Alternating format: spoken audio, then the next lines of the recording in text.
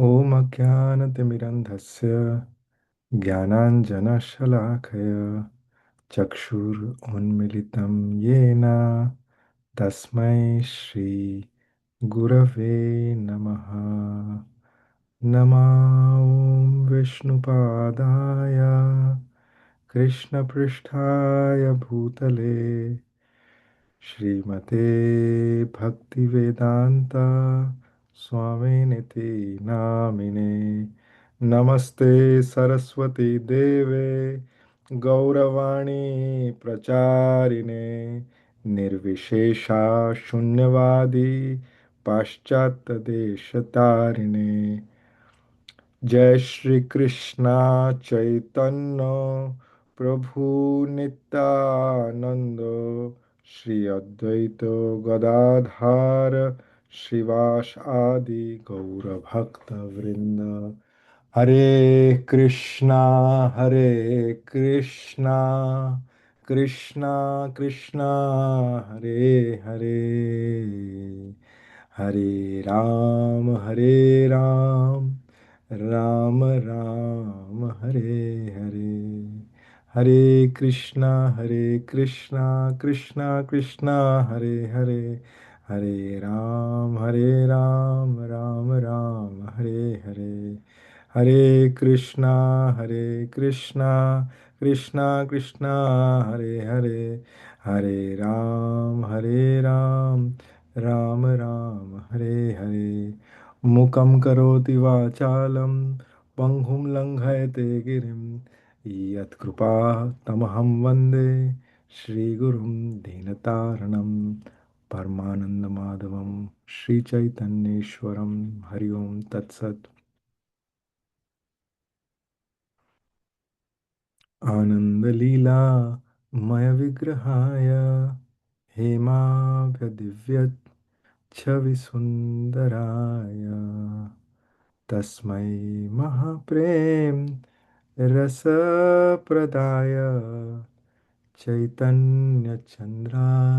नमो नमस्ते।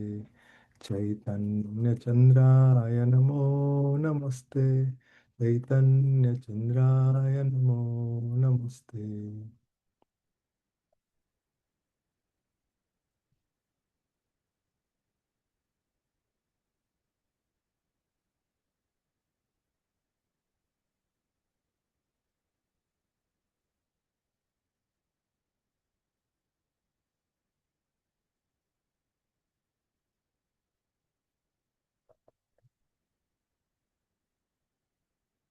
Hare Krishna. So, welcome everyone once again for our weekend program. I hope everyone is doing well. Uh, we'll start with a short story that Prabhupada said. Most of you may have heard this. Um, so, there was once a king, and this king, he had his very favorite minister, and this minister was very wise, and always he would take suggestions from him.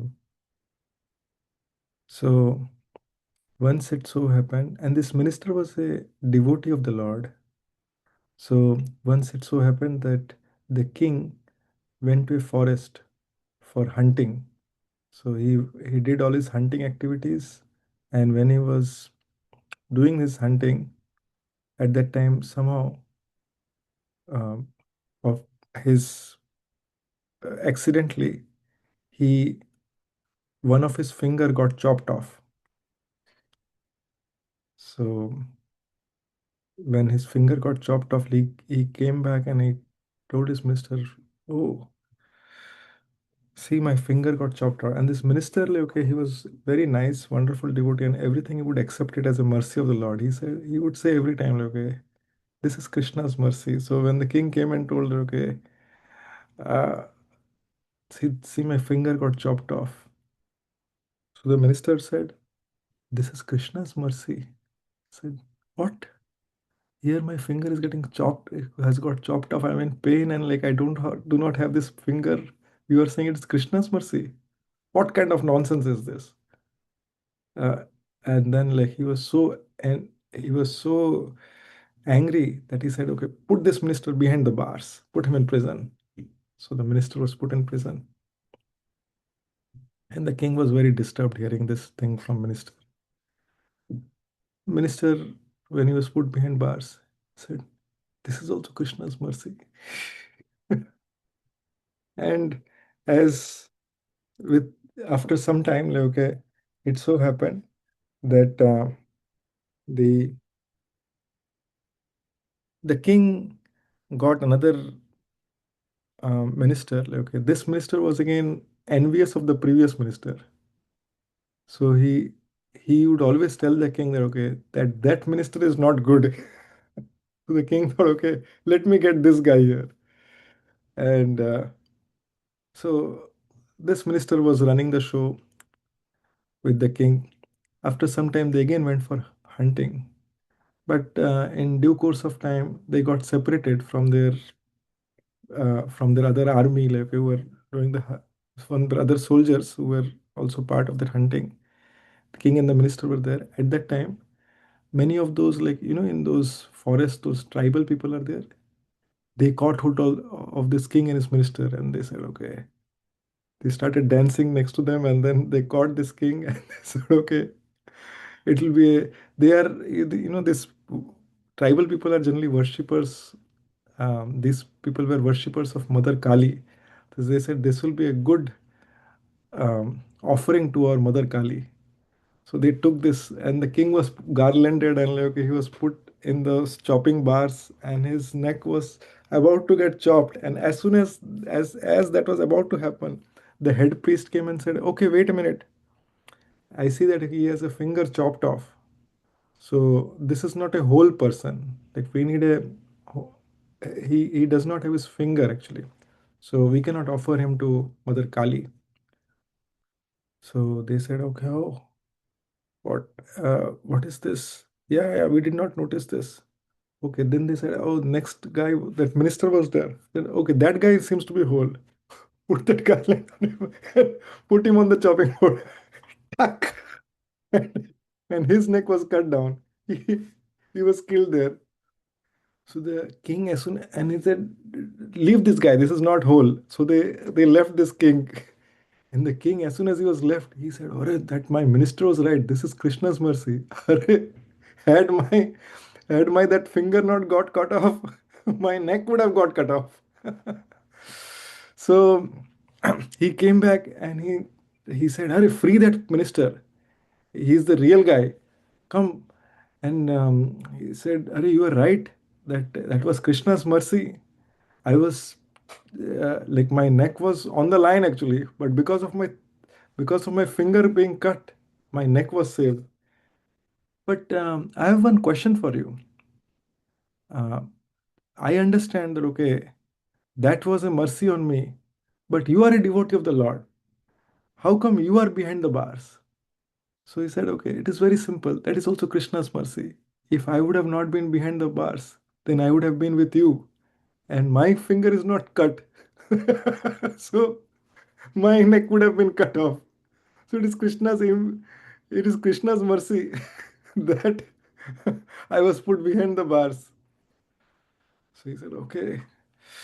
So why I'm saying this story is because in life we encounter various situations, and the nature of the devotee is to see the hand of God in every such situation.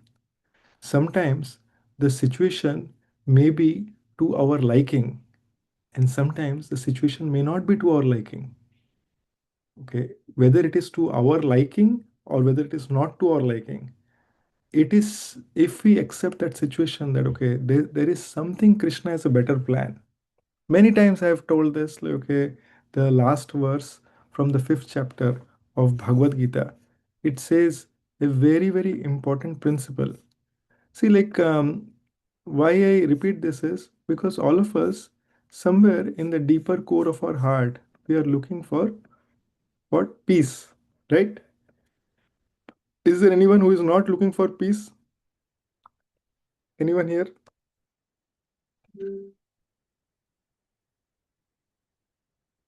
Anyone wants to comment? No, Prabhuji. Right? Everyone is looking for peace. So everyone is looking for peace. And Krishna, out of his causeless mercy, he is giving us the peace formula. How can we attain that peace? So to attain that peace is not something very complicated that we have to do. At the end of the day, we have to understand Krishna's message actually. So why we are studying this Bhagavad Gita? Because we are trying to understand, we are trying to understand Krishna's message and how we act upon it. If we somehow or other, if we understand Krishna's message and if we act upon it, then what will happen is we will be happy, will be peaceful, and will be joyful in every situation. Why? Because you know when we get I'm sure like all of us have appliances at home. So when the appliances, like we buy a TV or we buy a washing machine or any gas stove, like okay, there are some things like okay, do these things to how do you first time how do you make it work? What are the things that you need to take care of for the operations, for maintenance of the things, and what are the troubleshooting things? And then you will see there are certain things written there. Don't do these things, otherwise this thing will be problematic. Like for example, you buy a mixer grinder, like they'll say okay, oh, make sure that okay you don't you operate this grinder not more than say 2 minutes, otherwise it will burn the motor. Or you just make sure that okay the electrical there are no um, cut, I mean there are the electrical cord is not damaged, otherwise it will create an electrical shock. So similarly, the Supreme Lord Sri Krishna has given us a manual for human life. Okay, and those of his children who want to be happy, if they refer to that manual of the human life, then they can be happy with this. If they understand this message and if they try to apply this message. And what does Krishna say beyond that? Like, okay, he says, okay, we are all in 8.4 million species, we are all going up and down. Like, okay, we have all traveled to the heavenly planets. We have all gone to the hellish planets. Right now, our positioning is in the planet Earth, and we are headed to a certain destination. Depending on the choice that we make, everyone has a choice of what they want to do. Depending on the choice that we make at every moment to moment, what is happening is our next body is getting formed. Okay, and when we leave this body, at that time we will be traveling to the next body. Now many people are very scared of like okay with oh I have to leave this body, so it's a death of death. It's like such a difficult thing to digest. But if you look at it, do we change our dress? Yes, we change our dress daily, right? I mean, have you seen anyone like who has worn the same dress for 1 year, stinking always from that same dress? Similarly, like what happens is when we what happens if we wear the same dress for years and years and years? That dress is no longer good, right? I mean, it would have gone worn out, things like that. Then we change dress. We get a new dress. We buy a new dress. We may not be wearing the same dress again and again, but even if someone was wearing like okay, it we we take it out. We take another dress. So similarly, Krishna is giving the example that just like we change our dress, similarly the spirit soul changes bodies. And Krishna is saying देहिनोऽस्मिन् यथा देहे कौमारं यौवनं जरा तथा देहान्तरप्राप्तिर्धीरस्तत्र न मुह्यते. One who is in knowledge, one who knows that this is the phenomenon, that dhira vyakti, that person who is steady, who has this knowledge, that person is not disturbed by the fact that okay, I, the spirit soul, have to leave this body. Now, I want you to hear very attentively because we keep hearing that we are not this body. Now, as spirit souls, if you see, just visualize this. We are that spirit soul who is trapped within this body. As spirit soul, we have tried to enjoy everything from within this body. Krishna is telling that depending on the type of nature of a person, like, okay, depending on his karma and his past background that is there, right? Whatever his desires that were there at the time of living the previous body that we were in, right? Depending on his past karma and the desire at the last moment at the time of death, a new body was given to this person. So we got this new body, and you will see this spirit soul has a tendency that okay, depend we got that body, and depending on the desires, depending on the karma, that kind of body was put in. So you will see that there are many people who are born at same time. They might be twins, but they may have very different nature. You will see that okay, some person is born rich, some person is born poor. See, one person who is born poor compared to another person who is born rich, like, okay, a poor person will have to struggle their whole or uh, their portion or whole of their life, like, okay, to earn a bread also. But the rich person has like okay, already many facilities which are available. So, and then one person may be in male body, one person may be in female body, some person may be born in America, some person may be born in India. There are different in facilities. Some person may be born in Afghanistan, and some person may be born in a place where missiles are landing, like, and there is always fear of death. Some person may be born in a dog body. In dog body, that that personality may be a pet dog, or in a dog body, that personality may be in a body where like okay others are putting firecrackers on their tail. Can you imagine like okay, even though why I'm saying this example is even though one may be in the same species born there, but even in the same species, it is not that okay one is having a very peaceful life. Even many there are many pet dogs who are very treated very badly, and there are many stray dogs who live a happy life. Okay, when I say happy life, it is not like happy forever. Like, okay, they may have some happy life, they may have some sadness. There is one once I heard from my spiritual master, like he was traveling, and he um, it is in the it is from the book Journey Home. So he says that okay, there was one dog, and I don't remember which place it was. So this um,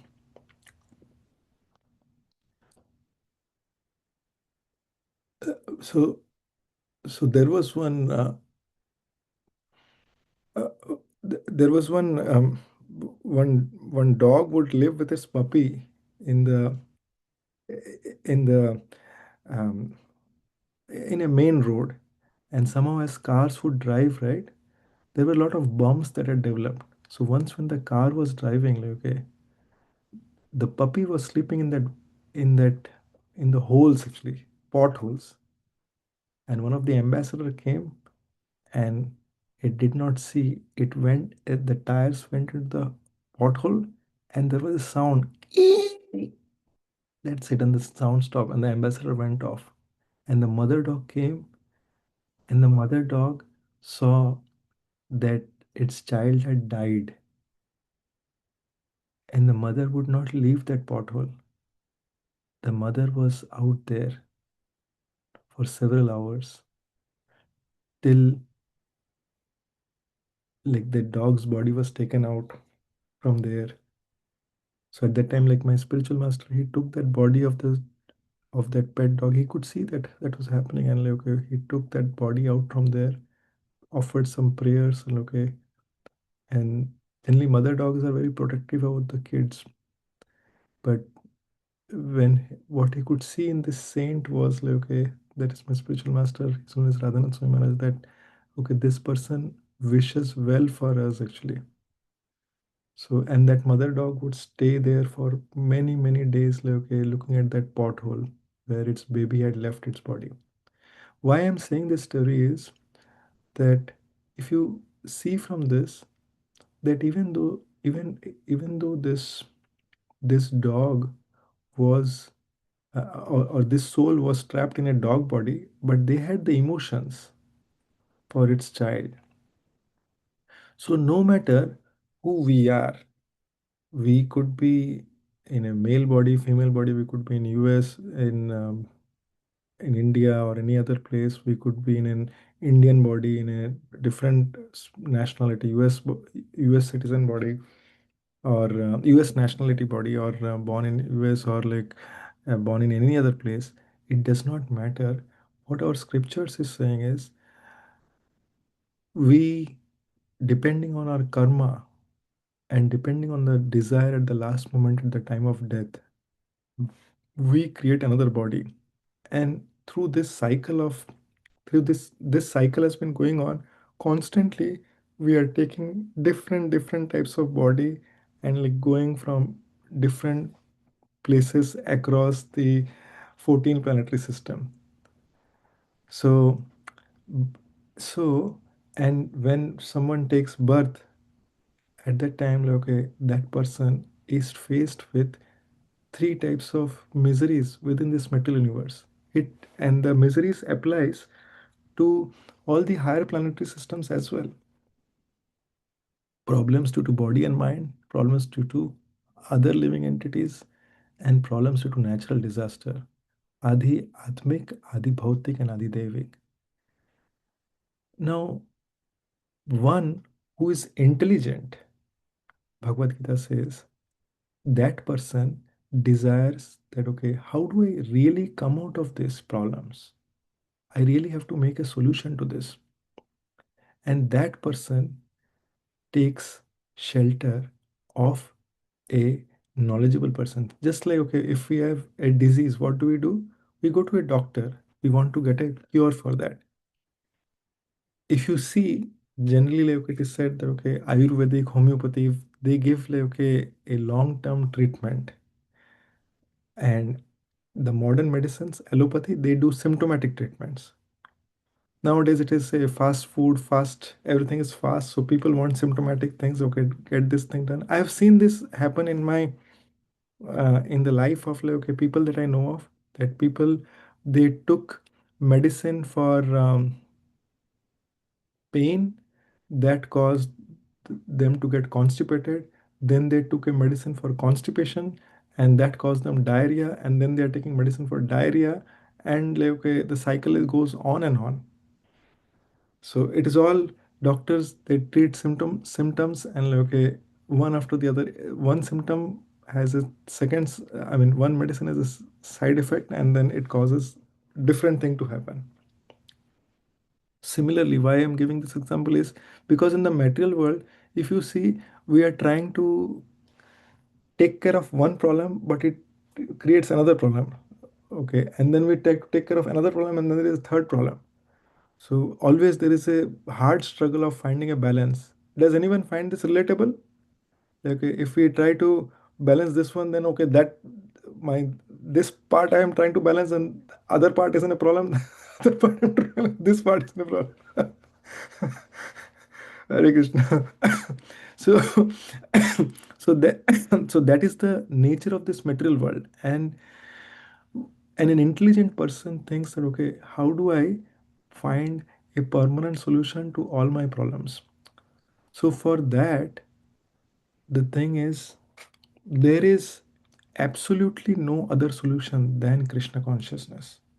There is absolutely no other solution than Krishna consciousness. Because if you see, we spoke about Vedas in length, like one or two classes behind. Vedas is the knowledge, and it is not about sectarian.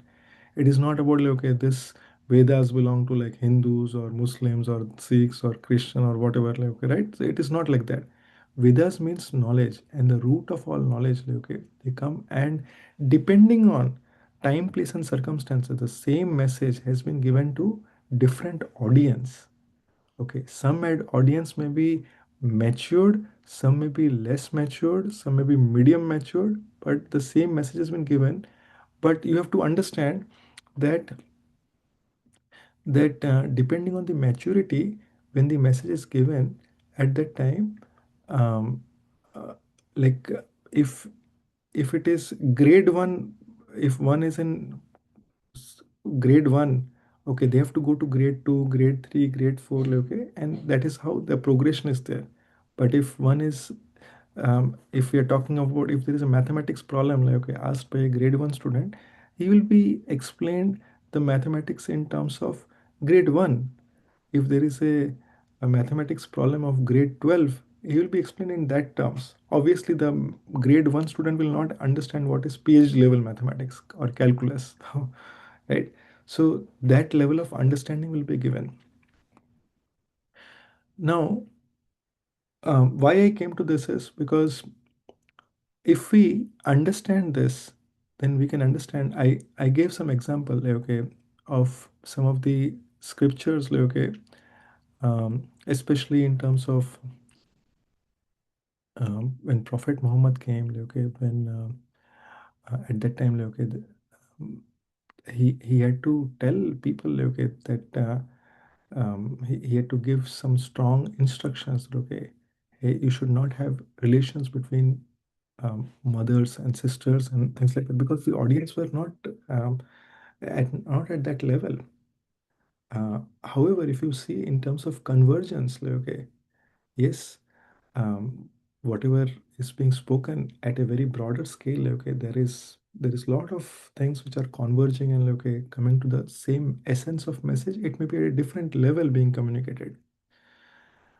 Now, I wanted to share something, like, okay, especially with related to um, uh, uh, I was telling, okay, about the peace formula. So I will share that same verse, which I've shared multiple times. Okay, we are all looking for peace, and this verse from the Bhagavad Gita talks about the peace.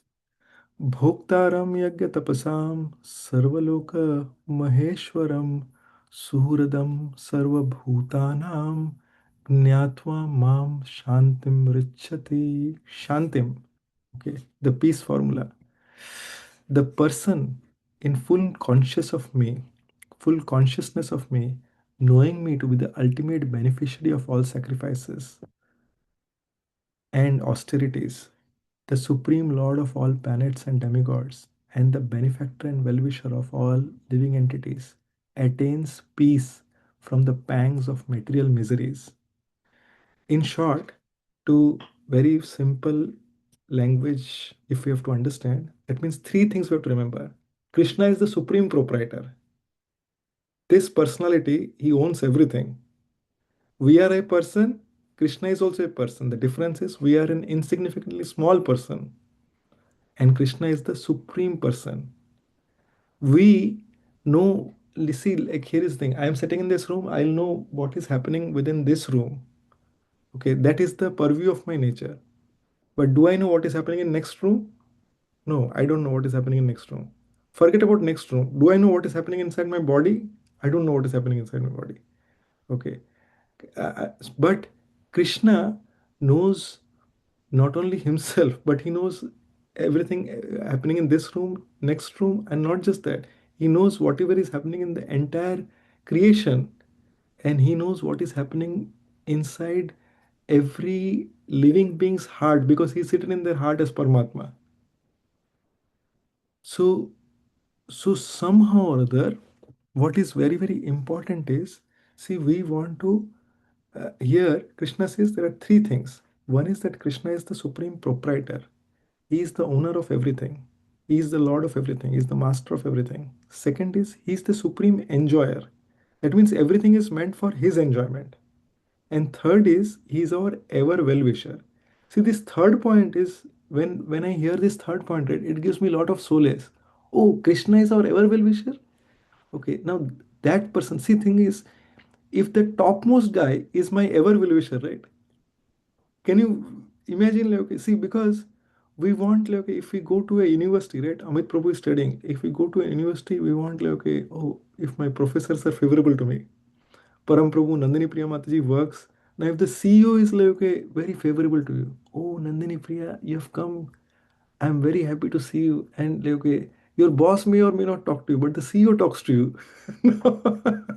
Param Prabhu goes to his work and like, okay, the CEO every day, Arey Param, Param Prabhu, you are here. He's waving his hand and he's very, very happy to see him. And like, okay, will it really matter whether the other people like him or not? Like, you are, I mean, you are absolutely sure that your job is most secure because the CEO knows it. Unless, as long as the company is there, you are good, right? Now, the topmost personality is our ever well-wisher. Can you think, like, okay, what a great thing it is? He's he's our ever well-wisher, and he's our benefactor. He's our he will work for our benefit, and that personality is the supreme enjoyer. That means everything is meant for his enjoyment. Sometimes we may feel, oh, why I'm going through this situation. So yesterday I was attending a session by His Grace Vraj Bihari Prabhu. I sent that class to some of you actually. It's an amazing session. I would highly recommend to whomever I've shared, like, okay, that you hear this very attentively, because and whoever I've shared, I had a inspiration to share this because of some reason Krishna is inspiring. In this class, he shares, I will give you some aspects of this. This was a class on Ramayan, and I want to touch upon this. Ramayan has seven khands, khands. Okay, so of that, the first one is Bal Kand. Okay, Bal Kand is 16 years of life of Ramayan, and there are 2000 verses. How many? 2000. Okay, the next Kand is of Ayodhya Kand. That when Ram turns 16, after that, like, okay, he's there in Ayodhya for 7 days. Dashrath Maharaj is planning for his coronation, and then we know how it things take shape.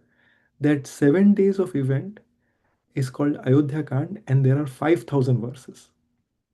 How many? 5,000. So 16 years, 2,000 verses, and 7 days, 5,000 verses. So now, why I'm saying this is, as Prabhu was explaining, and as you will hear in that class in detail, that means there is something very, very significant happening here. And he goes into graphic details on how Dashrath Maharaj, like, okay, there is so much happening there when when so Bharat has gone to his grandfather's place. So Ram is four brothers, we all know. So it is Ram is the son of Kaushalya, and then we have um, Lakshman, and maybe do you know, like, who is who is the son of whose? Can anyone say? Anangmai, do you want to say that?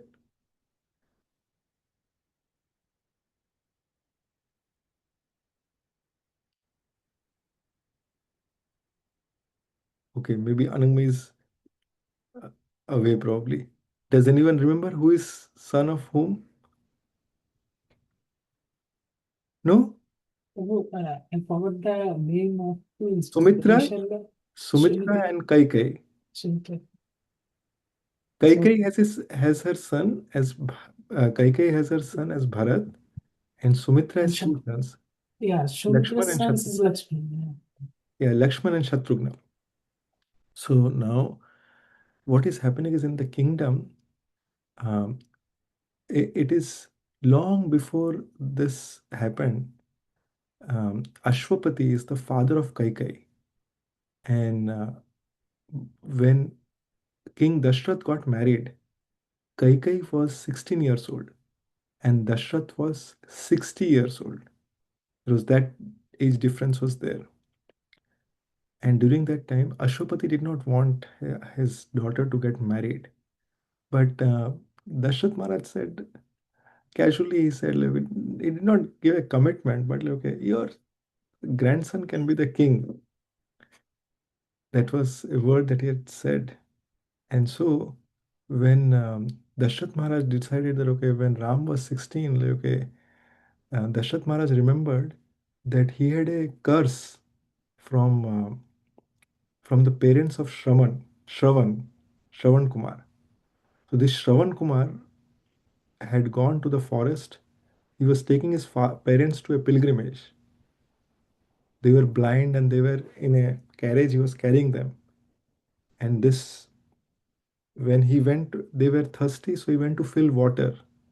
And when he was filling the water, this Dashrath Maharaj, he was called Dashrath because he could fire arrows in 10 directions and fight with enemies on all 10 directions, and he was always victorious. That much powerful he was. So he had the ability to shoot arrows in the dark also with the sound. So as soon as he heard that there was a sound of water, he thought there is a deer drinking water. He shot the arrow in that direction. It went and killed the Shravan Kumar. And when and he was truthful, he took this body of the Shravan Kumar to his parents because that was the last thing Shravan Kumar desired. So his parents, as soon as they got this news, they said, okay, oh king, oh Dashrath, you have brought him here. That is why, like, okay, you are living here. Had you escaped without giving us this news, you would have been killed right now. But since you have killed our son, we give you the curse that just like we are going to die in separation from our son, similarly, you will also die with separation from your son. And then they died actually. They gave up their body. So Dashrath Maharaj knew that this thing is coming to him. So what he thought is like, okay, so he did all his planning. He planned that, okay, oh, so I have this curse that I have to die in separation from my son. So let me plan like how I will suffer. He did planning of his suffering. So he thought that, okay, oh, so let me coronate Ram, let me make him the king. Okay, and then after he becomes the king, right? I will give away everything. Then I'll go to the forest and then I'll feel separation from Ram, and over there I will cry and then I'll die. This was his plan. Okay, sometimes, and Prabhu says very nicely, sometimes we plan for our miseries also. But Krishna is a greater plan. Okay, so what happened is he also planned who will attend. He said that Ashwapati, right? He knew that, okay, I had told him formally that, okay, once I did not, though I did not commit, but I told him his grandson Bharat will become the king. But no, no, we want Ram to be the king. So let me not call him for the coronation. And this Janak Maharaj, Sita Maiya's father, he is very much dharma parayan. He is very much, he goes by the books of dharma. He will tell, okay, you promised Ashwapati, his son was to become, why are you making Ram the king? He will become a disturbance in the coronation. Let me not call him also. Now in Ramayan, it is said that, okay, there are some verses which say like, okay, it would be like this, and some verses it is not very clear whether Dashrath had that intent or not, but more or less he did not call them. And ultimately it came for the time for the coronation. And as you would see at that time, like, okay, there was a lot of celebration that was happening in Ayodhya. And with all the celebrations that were happening, when Dashrath Maharaj announced that, okay, my son Ram would be the next king. So everyone was super overjoyed. So seeing everyone so happy, Dashrath Maharaj was also happy. But then he was a little bit sad also. He was sad because he asked his people, "You seem to be overjoyed with Ram being the king, and I am very happy about it. But I want to ask you one thing: Is it also because I was not a good king? That is why you're so happy because now you're a better king." So the so the people, they said like, okay, no, no, it gives us a lot of joy that Ram will be the king because Ram is Maryada Purushottam. Ram has taken the vow to have one wife. So that Lord Ram, like, who has taken that kind of vow, right? He will be when he is of that standard, right? He will bring that kind of a standard dharma into Ayodhya. So that is why we are very happy. And Dashrath Maharaj had, anyone remembers how many wife he has? Yes. Yes, that was the ones that we spoke of. Three wives, Amit Prabhu Sling. Anyone else agrees? Everyone else agrees to that? Okay, Nandini Priya Mataji agrees. So Dashrath Maharaj had something 350 or 360 wives. Three were his prime wives. Okay, there was a there was a curse on Dashrath Maharaj. Actually, I also did. I knew this, but I forgot about this yesterday. And you will hear this in detail. Actually, Dashrath Maharaj had actually Parshuram had taken a vow that he will eliminate all the Kshatriyas from earth. But there was only one exception. If anyone is, he will not kill anyone who is getting married. So every time Parshuram would try to kill, he would come to Ayodhya to kill Dashrath Maharaj, right? Dashrath Maharaj had a girl ready. Like, he would be in the wedding. So every time he would come, and then Parshuram would see this and he will go away. Okay, I can't kill him. So like this, he landed up with 356. Anyway, whatever the number is beyond a certain limit, like it doesn't matter what the count is.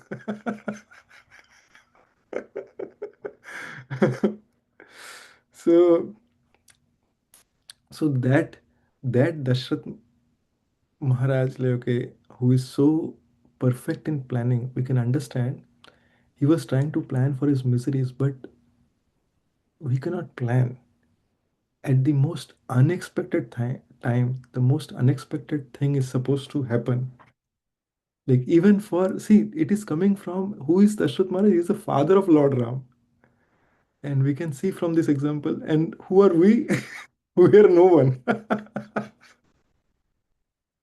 So we have to learn from this in in this material world. And as if we read Ramayan, there is so much nectar, like we'll get, like there is so much karuna ras, like, okay. Uh, uh, so anyways, now going further, like, okay, there is um, everyone is super joyed. There is a so much happiness in Ayodhya because Ram will be the king, and there in the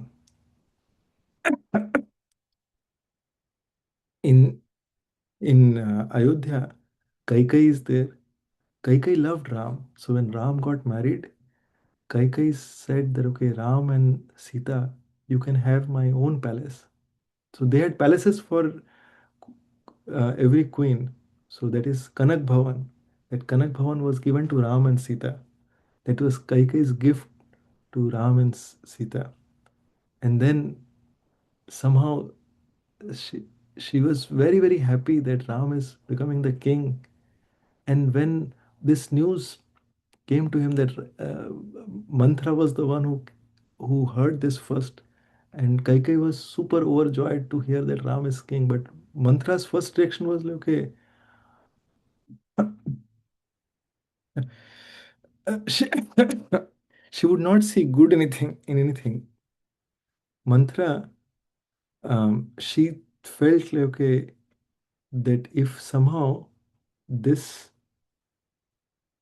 Ram becomes the king, Ram is the son of Kaushalya. Right now, among all the queens, Dashrath Maharaj comes to Kaikai every day. He spends time with Kaikai every day, and in the kingdom, whatever Kaikai says, that really works. But if Ram becomes the king, then Kaikai's that position will not remain. And so, if Kaikai's that position doesn't remain, then like, okay, my position will also become very, very. Uh, I, I'm- I will have no position. But if Bharat becomes the king, then in that case, what will happen? Kaikai will be very important because Bharat's mother is who? Kaikai. And Kaikai grew up in the hands of Manthara. Okay, so she was a servant of Kaikai, but she was favorite of Kaikai. So if Kaikai's son becomes the king, then who will be the topmost of the servant? Manthara. So she saw that okay, her importance will get reduced if Ram becomes the king, and her importance will be very topmost if Bharat becomes the king. With that in mind, she went ahead and started poisoning Kaikai. I will not go into the details of how she poisons because I want you all to hear this, okay, from His Grace Rajbihari Prabhu. But long story short, okay, as Mantra is talking to Kaikai, okay, trying to making pursuing her to understand this, Kaikai is not accepting any of these things. And then what she does is she takes she puts Kaikai into insecurity, saying that, okay, you are now the topmost queen.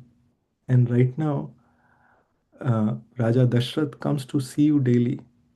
But once R- Lord Ram becomes the king, then in that case, he will regularly see Kaushalya and you will not get time of Dashrath Maharaj.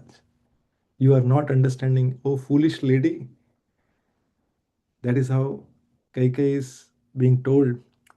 And that puts an insecurity on Kaikai. She thinks, yeah, what this lady is saying is true. And but so let me do one thing. Let me go and tell to Raja Dashrath this is very injustice. Like, okay, you should have made my son as the king. Said, no, no, no, you don't have to do that. She reminds her that okay, Raja Dashrath has already given her two vows, two benedictions. This was long back, several decades back, when Kaikai saved Dashrath Maharaj's life. At that time, Dashrath Maharaj said, okay, I will give you two benedictions, ask anything, and I'll give you that. And she said, like, I don't need anything. If at all if something is required, I will tell you when the time comes. So Manthara knows, and Kaikai goes and reveals this to Manthara.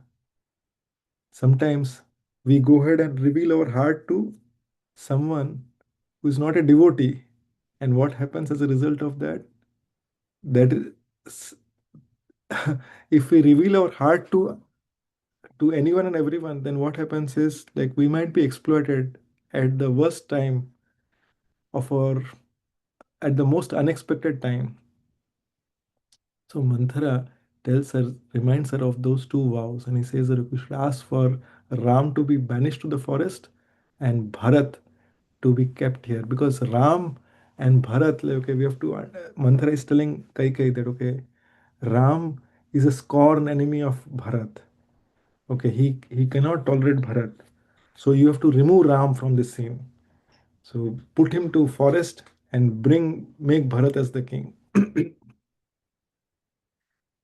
And she also teaches Kaikai that okay, she should execute this. She should bring she should go to Kopa Bhavan, which is a palace where kings had um, for their queens, where they could be when they are angry, they will go to that palace. So they were so opulent. There was a palace for being angry also. So she tells that okay, you should scatter your dresses, scatter your hair when Dashrath Maharaj comes. Let him. He will he will first try to ask you what you want. Don't heed any advice. Give any attention to him. But as he's asking, okay, what do you want? Be very angry. Okay, don't give any attention. But when you see that slowly like, okay, his heart is melting and like he's becomes very loving to you, and he's just trying to hold you, and like, okay, he wants to give you what you want. When you see that okay, he is completely in your capture, at that time ask for these two vows. When you ask him, like, okay, he may, he may, he may not, he may initially not accept it, but stick to your point. You will see that okay, this Dashrath Maharaj will bend down. And after hearing all these things, there is a spark in Kaikai's eyes, and Manthara understands that mission is accomplished. So she puts all the poison in Kaikai's heart, and then Kaikai starts executing it like that. So Dashrath Maharaj, like, okay, he he he gets to know that okay, Kaikai is in the Kopa Bhavan, and he comes there. He tells, okay, what is the matter? You, oh most beautiful lady, oh my loved one, what is the matter? And Kaika is looking somewhere else. And Dashrath Maharaj comes from this side, and then Kaika is looking somewhere else. And Dashrath Maharaj tries to hold her, like, okay, but and then puts her head in her lap and tries to caress her, like, okay, you tell me what is it? What what can I do for you? If you has someone offended you, tell me who it is. For you, I can put any innocent person, I can get any innocent person killed. Or if there is a culprit who has done a very dangerous thing, I can set him free. If if you tell me what I can do for you. Just ask for it. And as Dashrath Maharaj is telling, he said, no, I don't want much. I just want you to um, I just wanted to fulfill. Remember those two benedictions you had given me? I just want those to be fulfilled. That's it. Tell me, what is it that you want? I'm in the name of Ram. I am going to satisfy, like, okay, what you have asked for.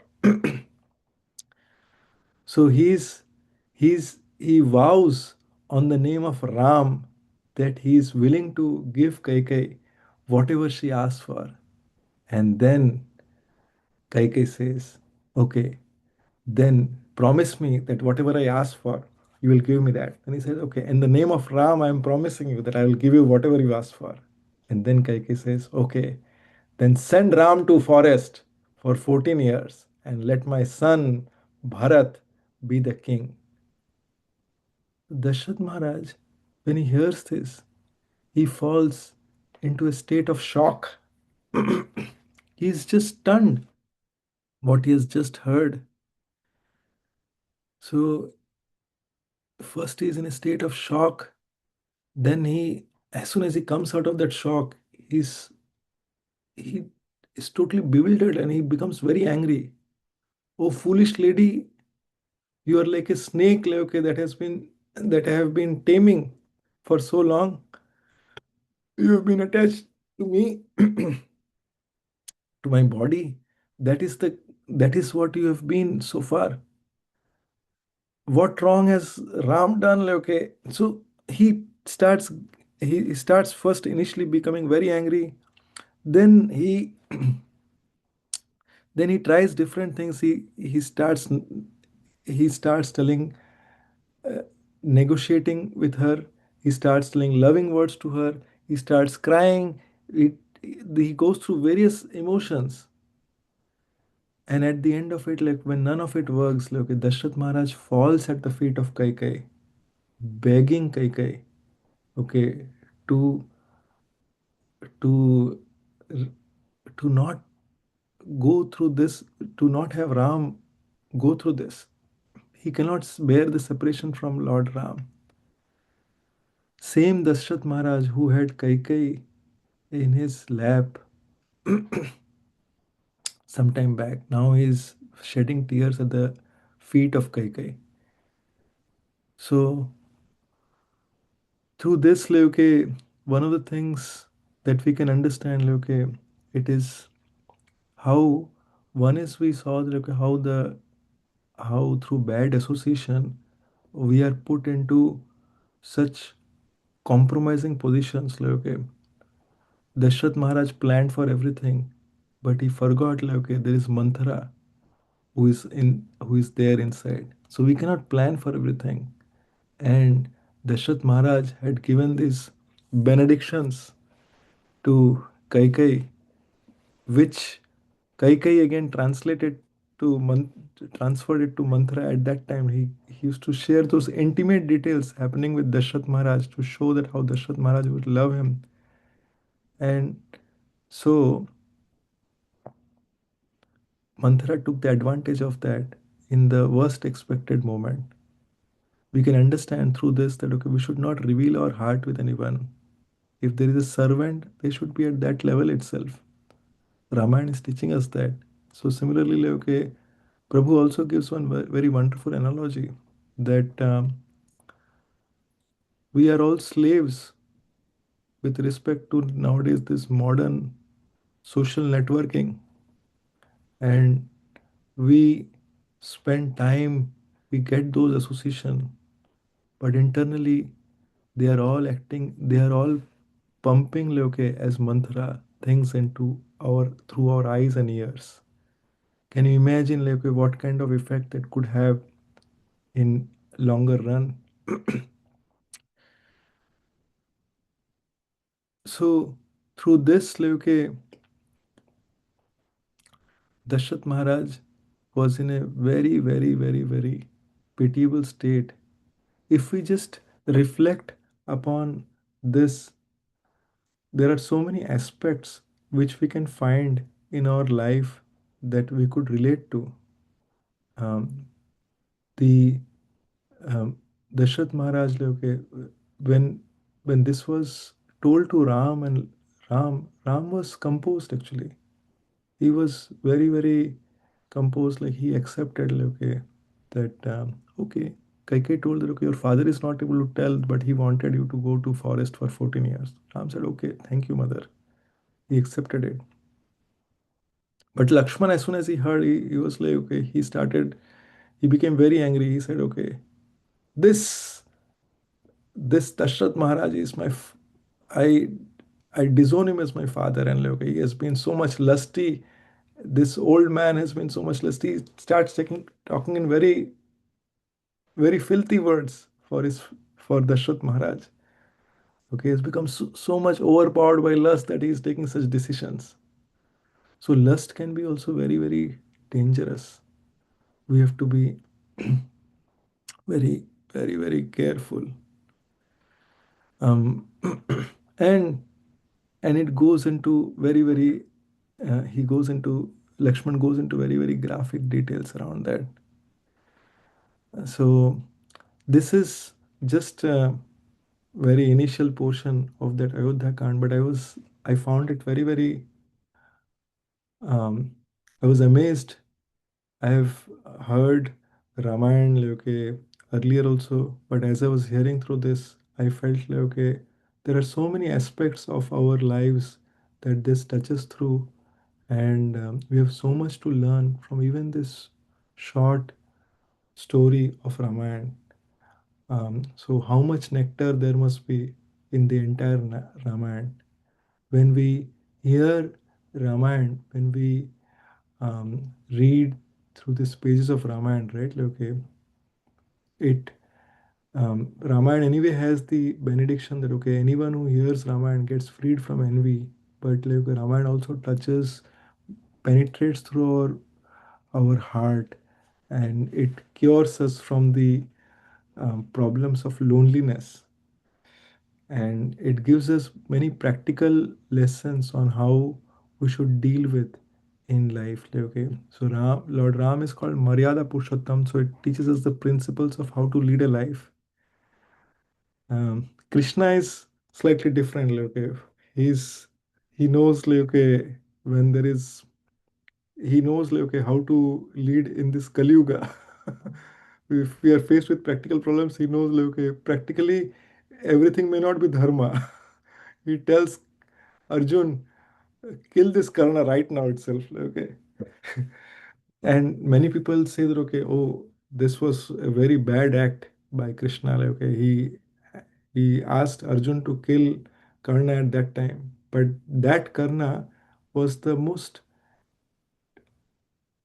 he, by the association of Duryodhan, when Draupadi was being when the idea to strip Draupadi naked was Karna's idea. He was the one who gave this idea to Duryodhan that okay, this is the lady, like, okay, and especially does that when all the Pandavas have lost themselves and they have lost Draupadi. When the Pandavas are not going to take up any weapons, at that time he gives that idea to Duryodhan that okay, that we should, and he takes it on the woman, on the lady, on the queen to disrobe her of her chastity. So Krishna knows exactly, okay, if that is the case, for the cheaters, I'm the best of cheaters. He knows exactly how to tackle that kind of personalities. Not everything goes by the dharmic principle. That is Krishna. So, but in order to live the life, sometimes we have to have the mix of both. Like, okay, we should be diplomatic as well as we should have this the practical aspect of like, okay, um, how to be in this material world. So we we should try to balance that as we move along. So with that being said, like, okay, I know it's been an hour, and today I had to move this to this time. Does this time work for all of you? This works better than the other time. How many of you feel that this time is better? Prabhuji, I think morning time is better. Morning time is better. Means the one that we have in regular time. Mm. Okay. Yes, yes, Prabhuji. And what about Nandini Priya Mataji? Morning, India morning. India morning. Okay. Fine. Okay. All right. So I will. There is one or two members over here. I will check with them also, and then we'll go accordingly. Fine. What about Ashok Keshav Chandra Prabhu? When majority says morning, I am also in the morning. But you are never in morning. No, because morning I have a lot of jobs, so many times I miss it. So no problem. I will try to attend. Okay. Fine. This time works better for you. Okay. Yeah. No, I'm No asking problem. you what works for all actually. I was just checking. Fine. Okay. I will check with two other members of there. I'll check with them and I'll get back actually what time works. So because now the daylight savings have changed, so like okay, if it is if it is morning for India time also, it has become 1 hour earlier than early. Fine. So we'll stop here. Shri Ram Lakshman Sita Hanuman ji की जय। श्री वाल्मीकि रामायण की जय। जगत गुरु श्रील प्रभुपाद की जय। वंशा कल्पतरुभ्यश्च कृपा सिंधुभ्येव च पतितनां पावनेभ्यो वैष्णवेभ्यो नमो नमः। अनंत कोटि वैष्णव वृंद की जय। जगत गुरु श्रील प्रभुपाद की जय। Does anyone have any question or any comments? You can take it now. Yes, Samit Prabhu. Oh, sorry. I'm just trying to unmute you. Hare Krishna Prabhu. Prabhu, who gave the cars to Dashrath Maharaj? I'm unable to hear you, Prabhu. Means I can hear you, but you have to speak a bit louder. Prabhu, who gave the cars to Dashrath Maharaj? Oh, the curse to Dashrath Maharaj, that is the Shravan Kumar's parents. So, Prabhu, you said like Shravan Kumar parents they died because of the separation of their son, right? Yeah, just So, before dying, they gave that curse. yeah, but the thing is like in the last moment of their life, they are they are thinking about their son, right? So I'm just curious that what will be the in their next life what they will be hmm, What Shravan and Kumar's then parents will be? yeah, Prabhu. Okay, that I have not got the visibility of like what is this. They were very pious pious people. So it I don't know that one, but what is important, what the takeaway from there here is that when they curse Dashrath Maharaj, right? That Dashrath Maharaj would also die in separation from their son. Yes, in the material world, people, this we are talking about in Treta Yuga, they could curse Dashrath Maharaj, and based on their piety and their sadhana, be, they could still fix up their mind and they could still go back actually to Godhead. Okay, but we in the Kali Yuga are not like that. If we are disturbed, then in our mind, that same thing will go back and forth, and we may not be able to fix our mind like that on God. I mean, in that case, Prabhu, Bharat Maharaj also is in Treta Yuga, right? No. Bharat Maharaj, I don't remember exactly in which yuga he was. I don't remember that on top of my head. But Bharat Maharaj thing is like, okay, at the he he had a very different story altogether. What was your question regarding Bharat Maharaj?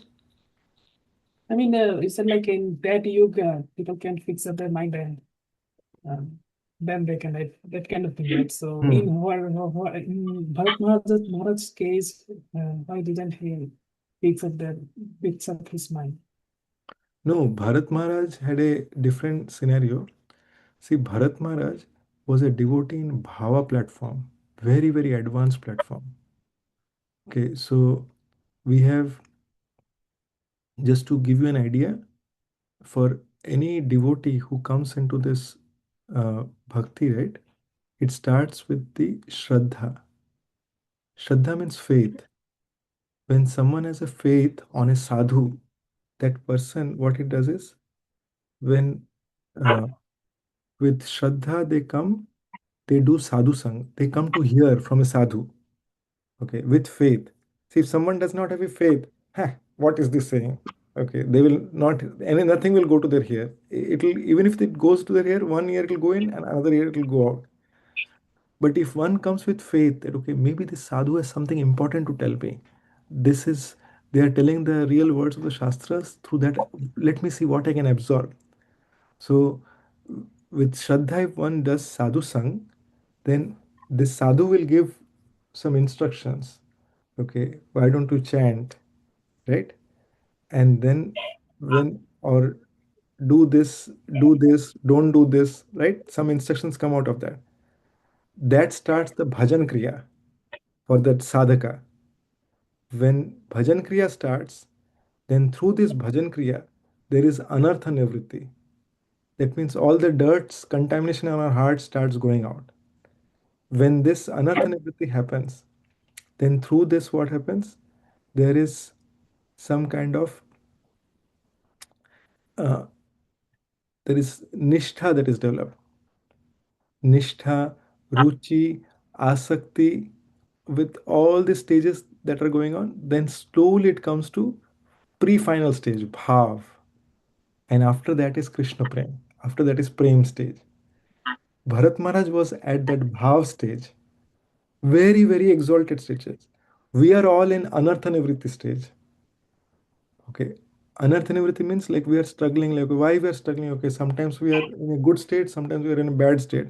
Sometimes we are energized, sometimes we don't know like what to do. Right? We are in the constant flux there. It depends on the percentage of how much one is in a good state, healthy state, and bad state. It depends on the association that we are taking.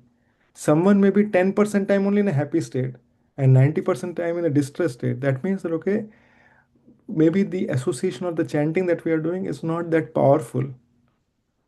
Okay, when we are fixed up, when we try to focus, like if we want to go fast in our process, then in that case, if we are able to at least, like, okay, from our side, like if we make an endeavor that, okay, let me try to have a fixed schedule for my sadhana, let me have a fixed schedule for everything in my life. Okay, then through that regulated life, what happens is slowly we come to a point where we are able to trying to chant during the early hours. It is very, very powerful. Trying to regularly hear Krishna Katha, trying to hear from our Guru Varga, trying to hear from Srila Prabhupada, who is an Acharya.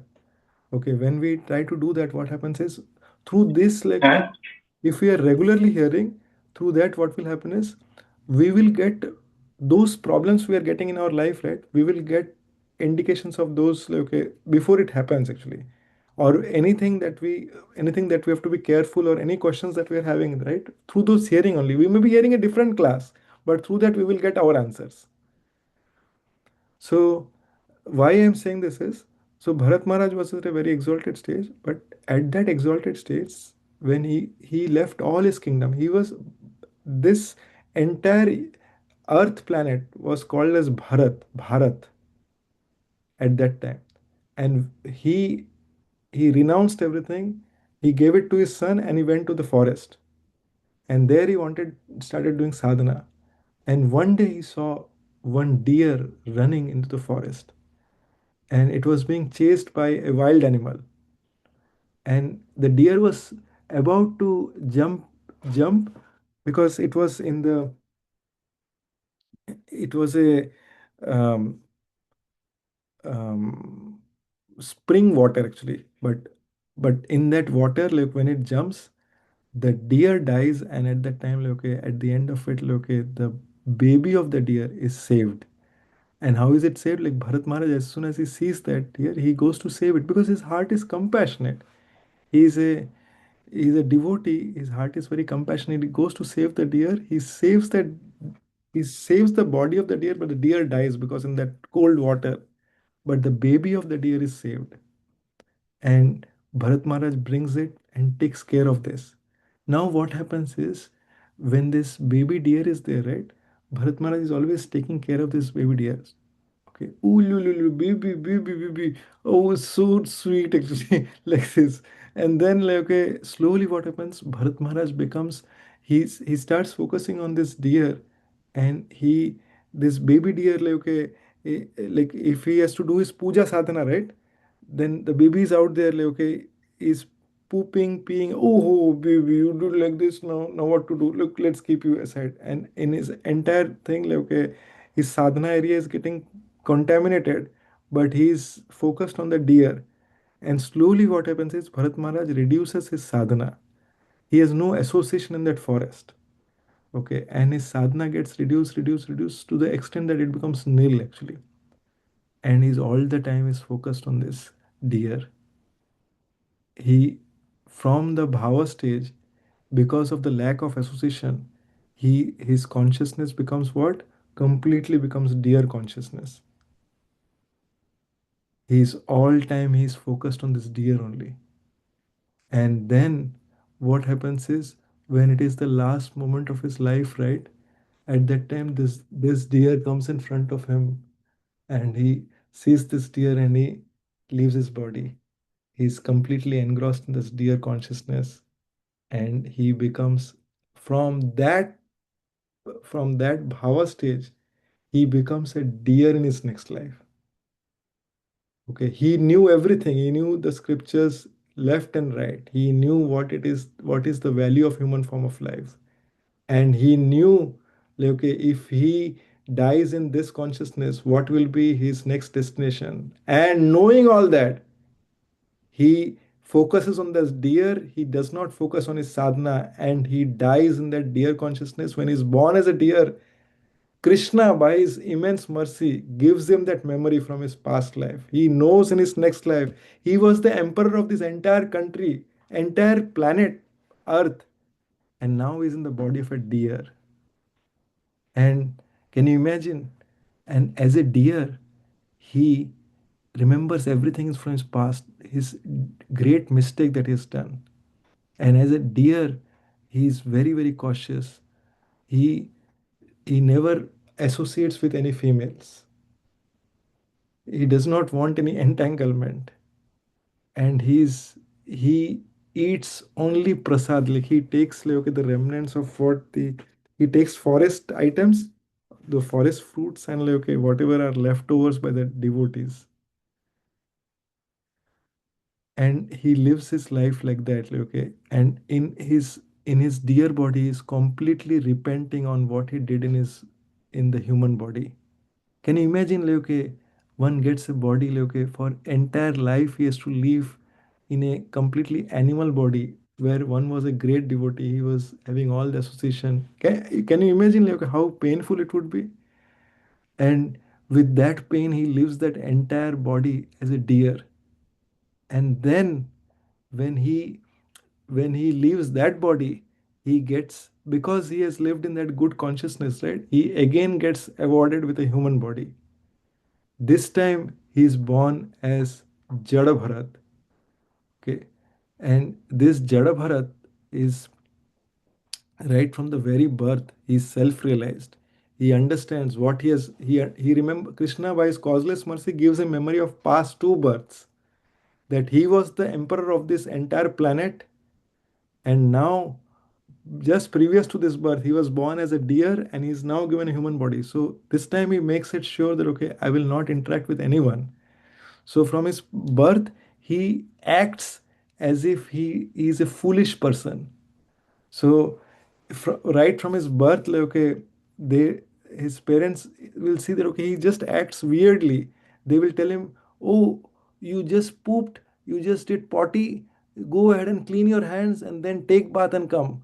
So what he will do is, he will first take bath, then he will clean his hands, and then he will do potty and come.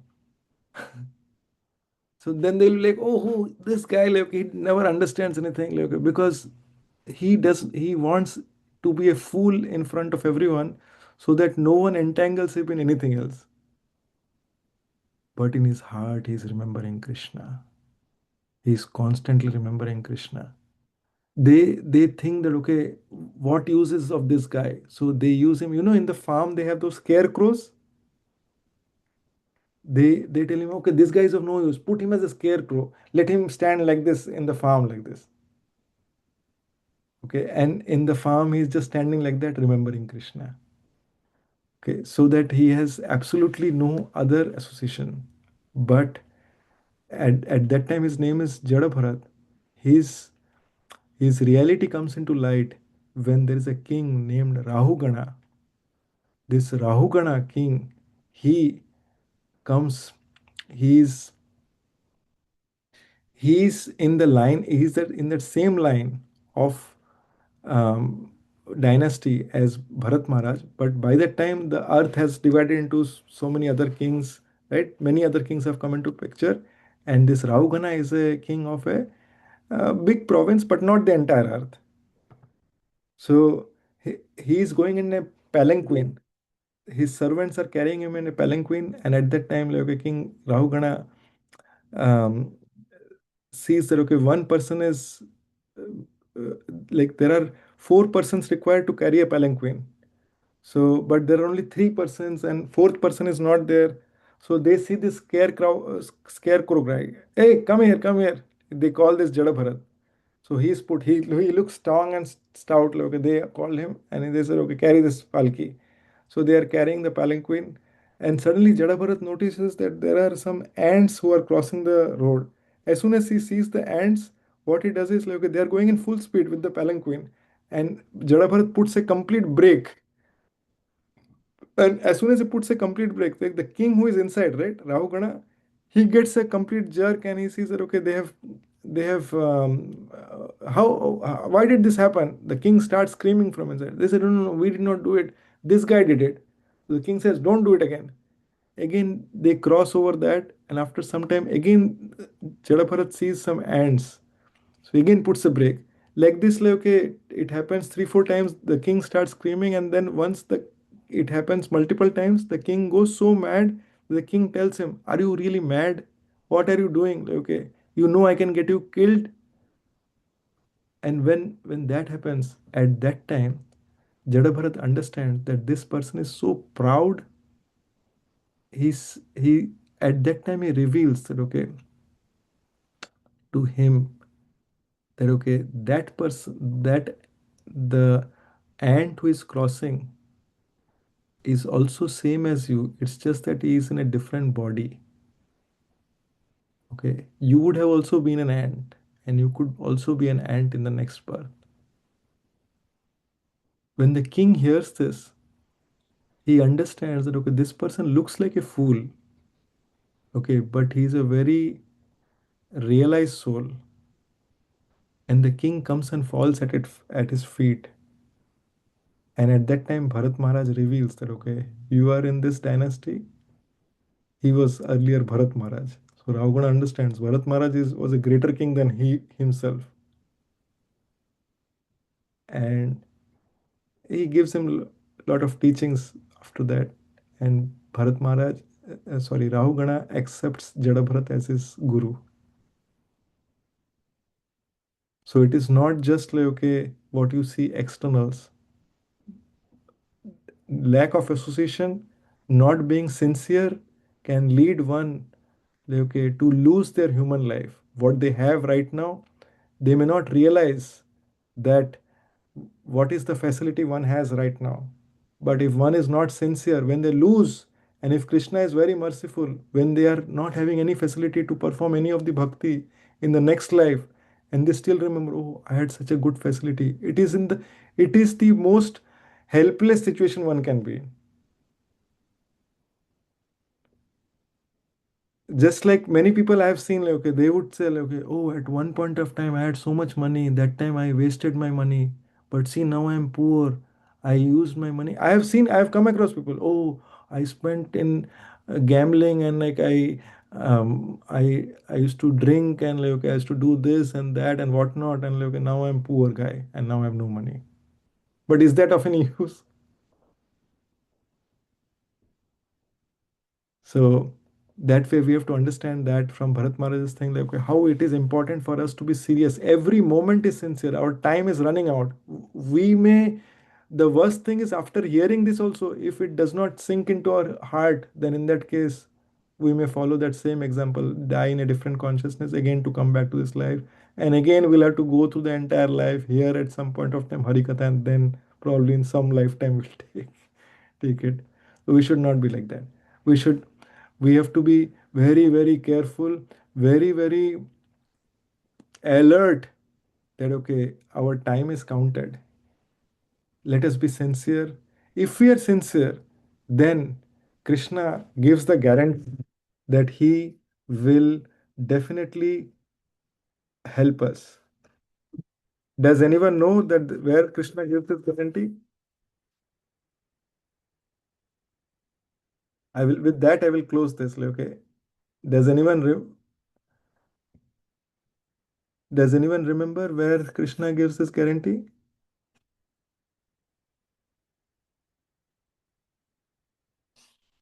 Oh, Anangmay Chitra, yes, please go ahead. Is it in the 9th chapter of the Bhagavad Gita when Krishna says, O son of Kunti, please declare it boldly, my devotee never perishes? Yes, that is one place. Where else? Where else does Krishna give in a very, very straightforward way? Krishna is giving a guarantee that, okay, Karma Kama Chanudipam Prabhu, this one. what is that? Amit Prabhu, I could not hear. I mean, is that Prabhu Janma Karma Chanudipam, that sloka, that verse? No, I will show you where it is telling. And I will discuss this verse and two other verses in the next session. I was planning to do that today, but I wanted to share the very nice things that I heard, which will be useful to all of you. Krishna says in the 10th chapter this thing. तेषां सततयुक्तानां भजतां प्रीतिपूर्वकं ददामि बुद्धियोगं तं येन माम् उपयन्ति ते. To those who are constantly devoted to serving me with love, I give the understanding by which they can come to me. So if we are serving Krishna with love, Preeti Purvakam, then who will give us the understanding by which we can come to them? Krishna. In this chapter, Prabhupada writes a statement which really touched my heart. I will show this one statement to you so that you know this one. To what extent Krishna is worried about us.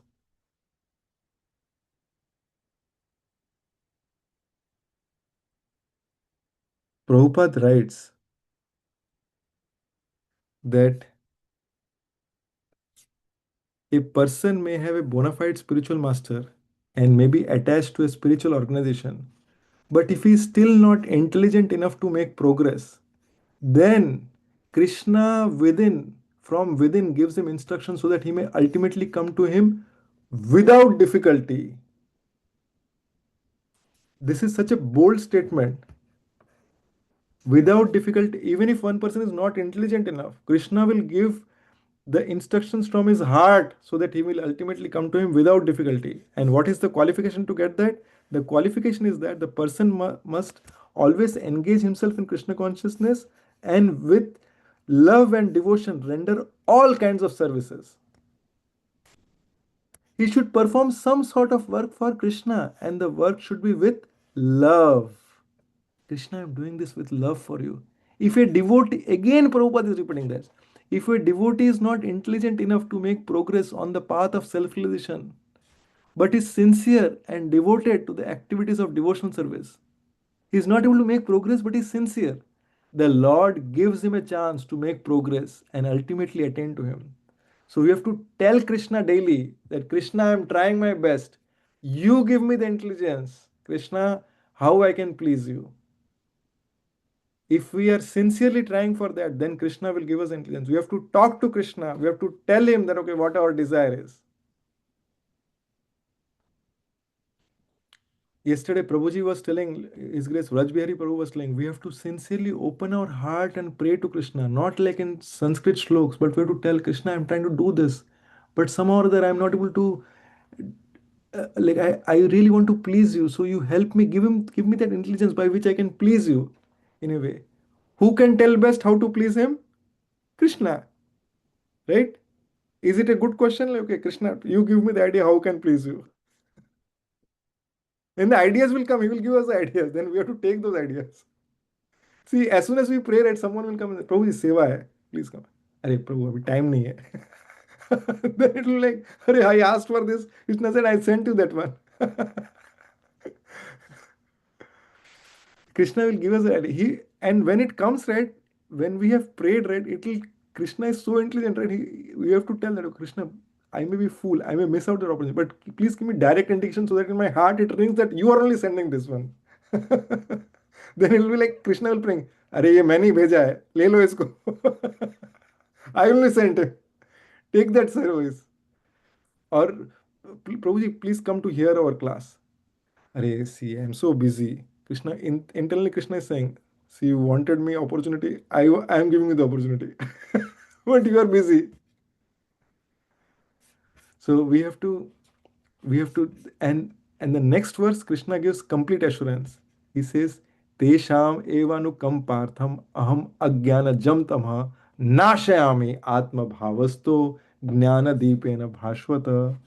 To show them special mercy means people like us to show us special mercy. Krishna is saying, I, dwelling in their hearts, destroy with the shining lamp of knowledge the darkness of ignorance, darkness born of ignorance.